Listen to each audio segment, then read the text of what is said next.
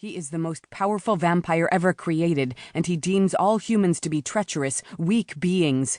He begins to slaughter them by the hundreds, and those he doesn't kill, he enslaves, like sheep in a pen. His sister tries to stop him. She fails. Then he pauses, his voice growing pained as he meets my gaze with bloodshot eyes. You try to stop him. You fail.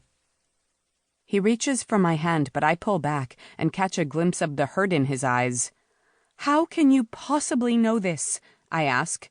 After I died, he says. I came back. I don't know how, but when I woke, I was not only healed, but different. Our father was right, Evie. We do have powers. Mine just took longer to manifest than yours. He sounds excited, like the little boy I remember, the boy who stayed at my side as fever took me after my flashes. Now I see things, he continues, things that have yet to pass. They flow past my eyes like ghosts, like the future and the present are layered over one another, both for me to discover, to change for the better. My jaw clenches. How could you do it? You, who used to save bees from the hot tub? Who took spiders outside of the house on a napkin? He cries then, and despite myself, I wrap my arms around his shoulders and let his head rest in the crook of my neck. Evie, he whimpers, his tears running down my skin. I see horrible things, things I would not wish upon anyone.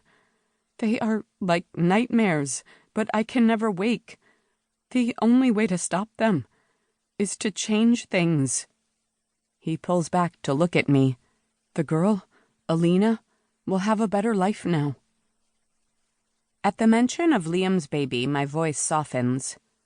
You fool, I say, shaking my head. You're my best friend, my twin. I was cut in half without you. Why the fake ashes? The hiding? Why didn't you come to me? I wanted to, he says quickly, but you had to believe I was dead. Otherwise, you never would have gone to work for the night firm. It's important, what you're doing, what you will do. What am I going to do? I ask. He sighs. If I told you, it would never happen. His words would sound ludicrous if I didn't have visions of my own. If I didn't know things I had no right knowing. I thought my brother had been spared from that fate, but it seems his powers were just biding their time.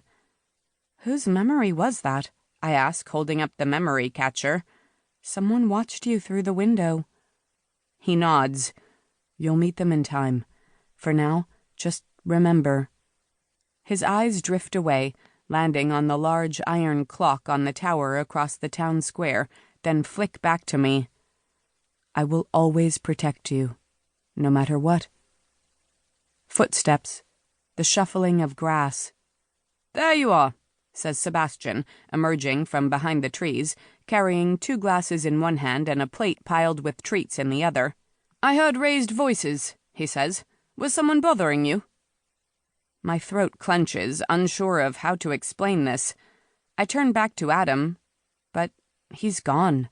Vanished as quickly as he appeared. Even his footprints are gone. My eyes dart to the forest behind me, but there's no sign of my brother.